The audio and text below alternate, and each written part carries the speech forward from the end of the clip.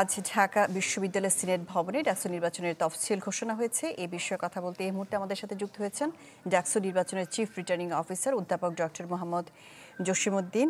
জনাব ডক্টর মোহাম্মদ জসিমউদ্দিন, আপনাকে প্রথমে চ্যানেল 24 স্টুডিওতে স্বাগত জানাচ্ছি।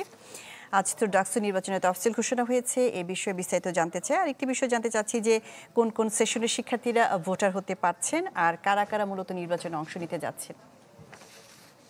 আপনাকে অসংখ্য ধন্যবাদ।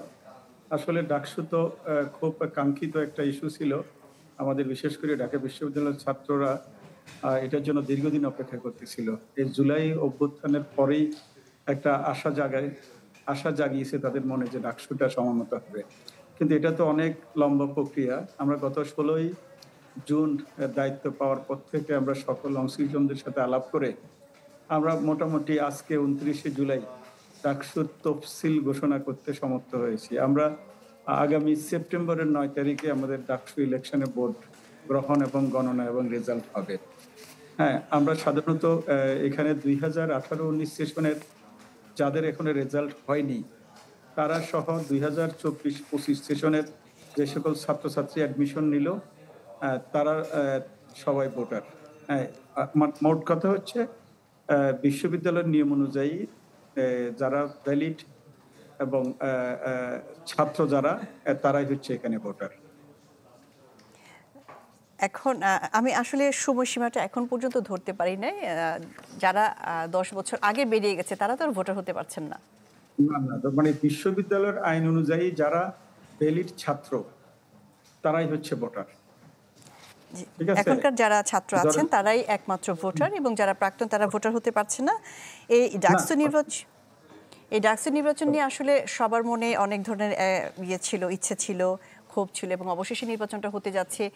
এই নির্বাচন হবার ফলে আসলে ছাত্রছাত্রীদের জন্য এবং যারা ঢাকা ইউনিভার্সিটির যারা ডাকসু নির্বাচনের সাথে সংশ্লিষ্ট আছে তাদের জন্য কি সফল বয়ে আনবে, অথবা সাধারণ ছাত্রছাত্রীর জন্য তারা আসলে কি কি ধরনের সুবিধা নিয়ে আসতে পারবে? আসলে হচ্ছে কি, আমাদের তো এই একমাত্র হচ্ছে ডাকসু এবং হল ছাত্র সংসদ, এরাই তো ছাত্রদের কল্যাণ নিয়ে কাজ করে। কারণ সাধারণত ছাত্রদের পক্ষে দাবি দেওয়া, সুযোগ সুবিধা আদায় প্রশাসন থেকে, সেটা সাধারণত এই সংসদের মাধ্যমে হয়। তো এখন আমরা আশা করতেছি এই সংসদ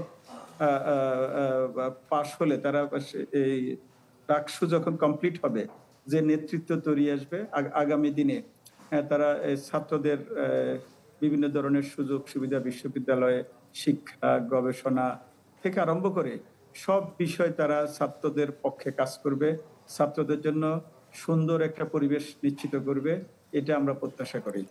জি জি জি, আমাদের সাথে যুক্ত হওয়ার জন্য আপনাকে অসংখ্য ধন্যবাদ। ডাকসু নির্বাচন নিয়ে আমাদের সাথে কথা বলার জন্য যুক্ত হয়েছিলেন ঢাকা বিশ্ববিদ্যালয় থেকে ডাকসু নির্বাচনের রিটার্নিং কর্মকর্তা, চিফ রিটার্নিং অফিসার অধ্যাপক ডক্টর মোহাম্মদ জসিমউদ্দিন।